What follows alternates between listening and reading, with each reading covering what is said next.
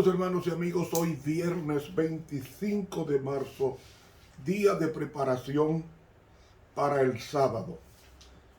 Lección número 13, permanezca el amor fraternal. Hebreos 13, 1. Padre nuestro, tú estás en los cielos, que permanezca en nosotros el amor fraternal. La oración es presentada a través de tus méritos sacrosantos. Amén. Para hoy viernes, primer repaso.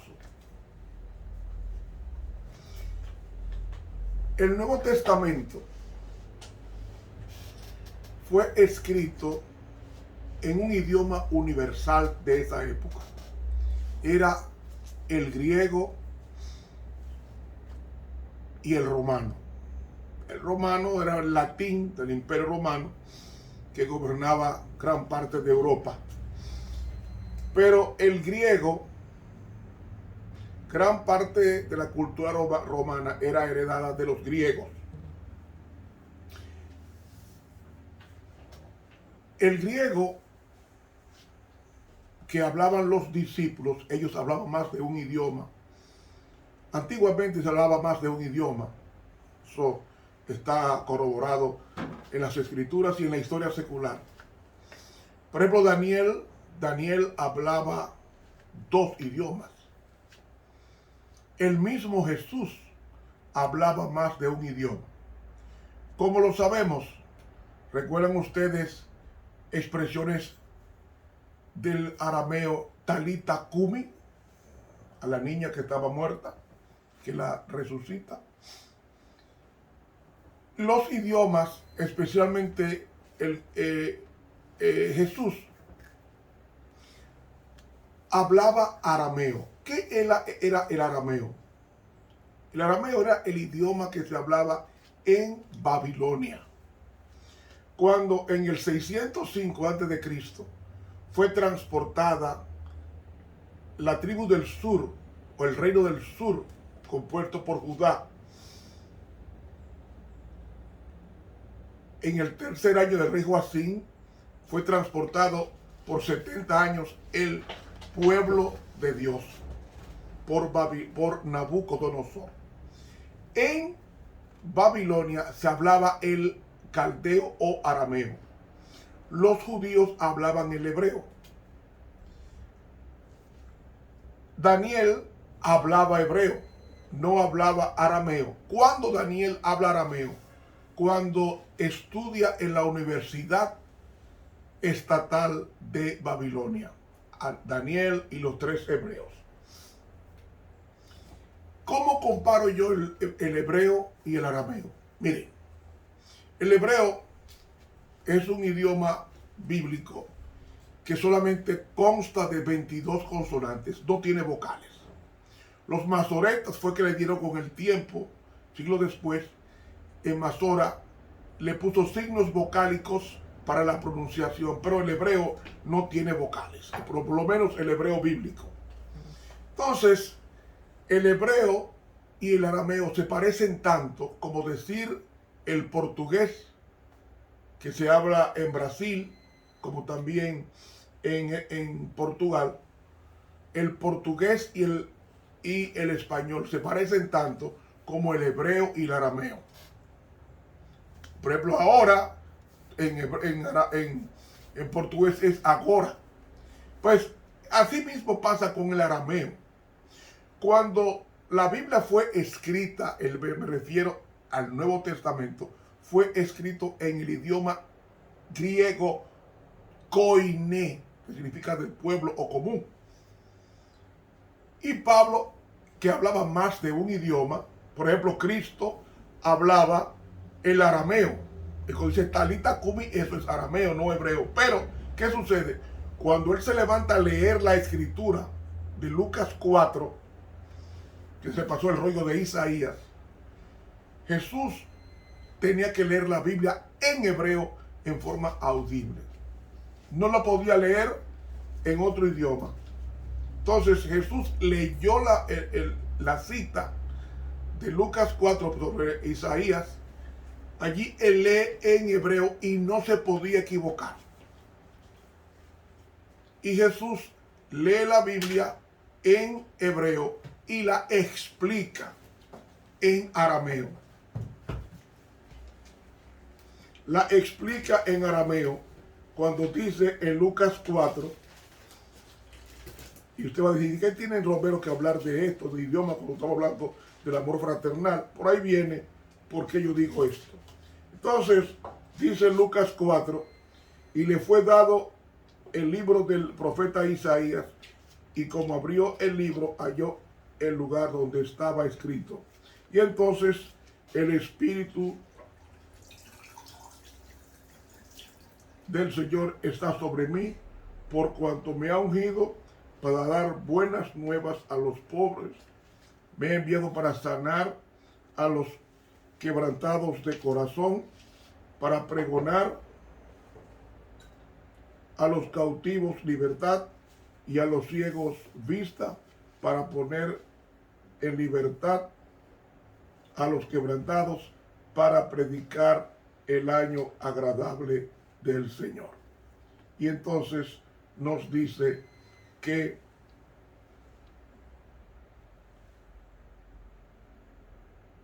rollando el libro, lo dio al ministro y se sentó, y los ojos estaban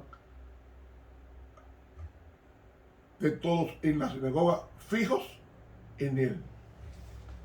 Esto estaba leyendo Jesús. Estaba leyendo a Isaías 61. Pero él lo lee en hebreo. Ahora lo explica en arameo cuando dice, hoy se ha cumplido esta escritura en vuestros oídos. Ahí está hablando en arameo. Cuando Jesús habló con Pilato en el pretorio, Jesús habló en latín con Pilato, porque Pilato hablaba el latín, que era el idioma oficial de Roma, y él era el Imperio Romano, un representante en esa colonia romana llamada Judea. Entonces Jesús le contesta en Juan, tú lo has dicho, y él le contesta en latín. O sea, Jesús hablaba más de un idioma. Pues también Daniel hablaba más de un idioma. Hablaba arameo, hablaba el hebreo, y el arameo, quiero decirles que cuando los judíos estaban 70 años en cautiverio, cuando regresaron por vía de Zorobabel, de Esdras y Nehemías, estos tres hombres hablaban un idioma diferente, y el idioma oficial que aprendieron los judíos de regreso fue el arameo, y el hebreo pasó a ser una lengua muerta solamente para leerse en las sinagogas o en el templo de Jerusalén.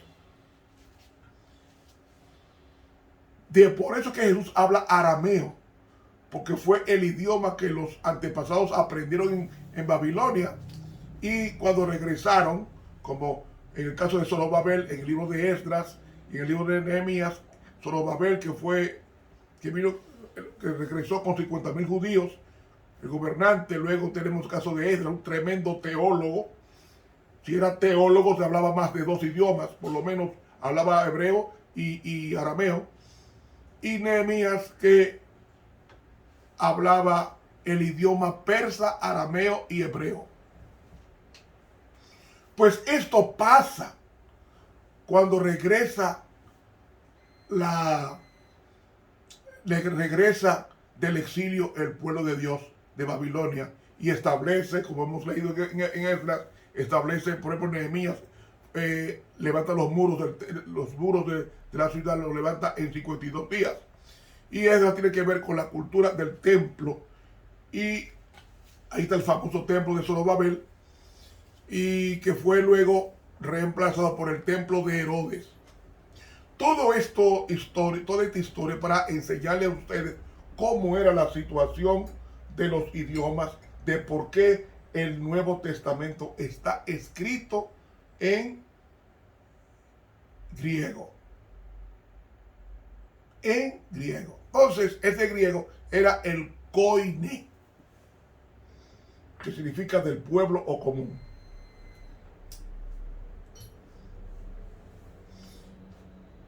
Pablo, que era un tremendo erudito, para mí, para Ramón Romero, Pablo para mí era el erudito que más se parecía a Jesús. ¿Por qué digo esto? Porque Pablo no se registra en la Biblia un hombre que haya predicado más el evangelio que el apóstol Pablo. Tuvo la osadía de escribir que él había predicado el evangelio al mundo entero en su época. Y Pablo, usted busca el libro de los Hechos, escrito por Lucas en la Biblia, y encontrará que Pablo evangelizó desde España hasta el Asia Menor. Y fue tan atrevido Pablo que la epístola a los filipenses nos dice de que él evangelizó la casa de César. Y la pluma inspirada nos dice que la casa de César había varios hermanos que confesaban su fe siendo siervos de Nerón, porque era César Nerón quien gobernaba en los días que Pablo escribe las últimas epístolas, por lo menos. Pablo se convirtió en se convierte más o menos en el año 34-35 por ahí, porque Esteban murió en el 34 y fue cómplice del crimen de Esteban con el apoyo a la lapidación de Esteban, un diácono puro y santo y lleno del Espíritu Santo. Si estaba lleno del Espíritu Santo, estaba lleno del amor de Dios. De ahí que Pablo escribe 14 epístolas. Se cree que la primera carta que escribió fue primera de Tesalonicenses. La última carta fue segunda de Timoteo, que fue escrita en una cárcel, habiéndolo apresado Nerón, y luego fue soltado y apresado de nuevo, y fue decapitado en el año 67 de nuestra era. Pero Pablo, dice el libro Hechos de los Apóstoles, la pluma inspirada, que tuvo la oportunidad en sus oraciones de pedir a Dios la oportunidad de predicarle a ese engendro del mal llamado Nerón. Y Dios complació a Pablo. Pablo tuvo una audiencia con Nerón y dice la pluma inspirada que Nerón fue tan fuertemente impresionado por el sermón de Pablo que él pudo ver en forma panorámica el juicio final y el castigo de los malos, pero Nerón refrenó la influencia del Espíritu Santo en su vida y fue su última oportunidad para aceptar el Evangelio. Nerón despreció al final en su mente el juicio retributivo y el mensaje de Pablo, y allí Nerón sella para siempre su tiempo de gracia. Y sabemos que Nerón después fue depuesto y asesinado, según la historia secular, por los mismos plebeyos. Pablo fue decapitado por Nerón en la Vía Ostia en Roma, y ya sabemos la historia de cómo el último de los mártires que escribieron el Evangelio. Pero Pablo, nosotros podemos decir que somos hijos de Pablo, porque cuando Pablo predicó en España, afectó la comunidad ibérica, y cuando Colón vino a conquistar a América, vino con el evangelio de Pablo. Es decir, toda América ha sido el resultado del evangelio de Pablo, que lo predicó tanto en Italia como lo predicó en España. En España. Y cuando vinieron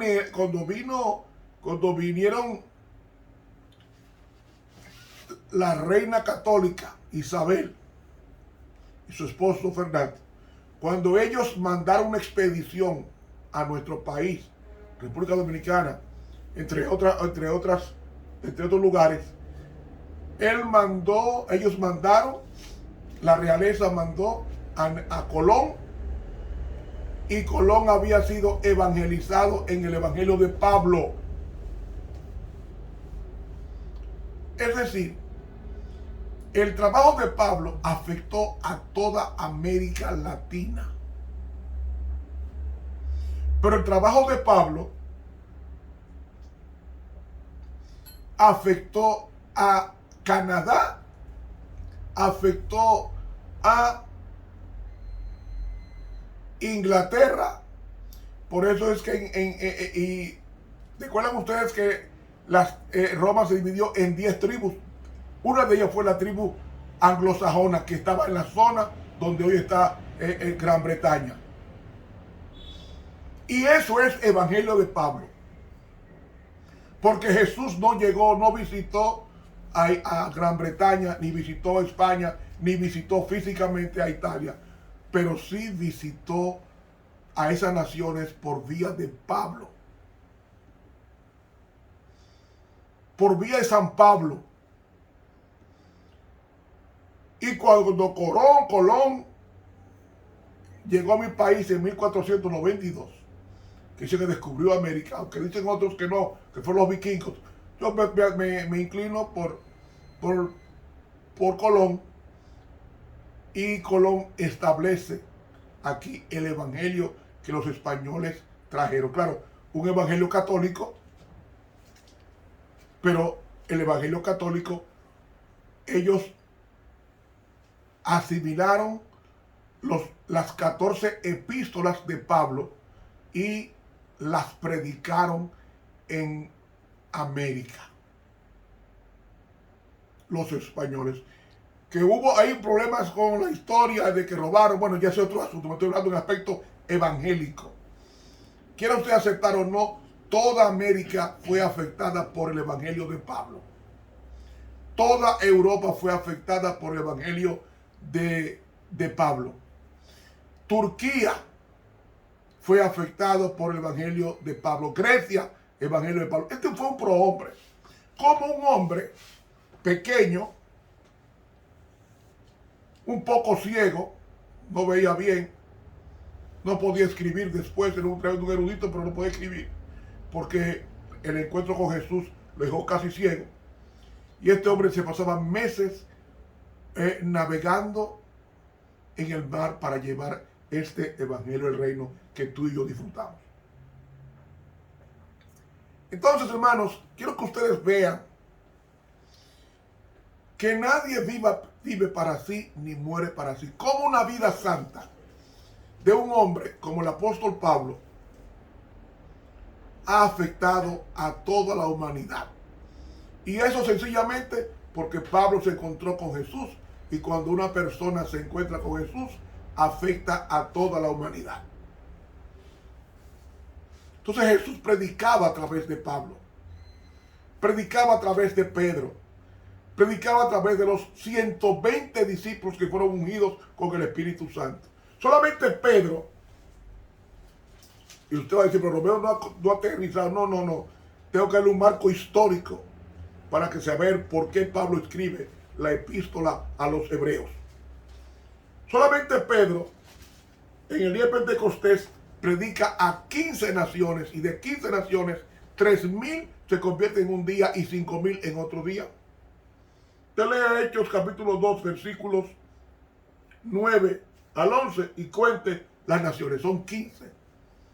Esas naciones entregadas a Cristo fueron y propagaron el evangelio de Pedro a esos lugares y fue secundada por Pablo, que visitó esos lugares, o muchos de ellos, en el año 34 hasta el año 67, cuando es decapitado por Nerón. El apóstol Pedro predicaba a los judíos generalmente, salvo excepciones como la visión de Cornelio en Hechos 10. Pero Pedro era el evangelista de su pueblo, de los judíos. Pero Pablo fue el apóstol de los gentiles. Desde España hasta el Asia Menor,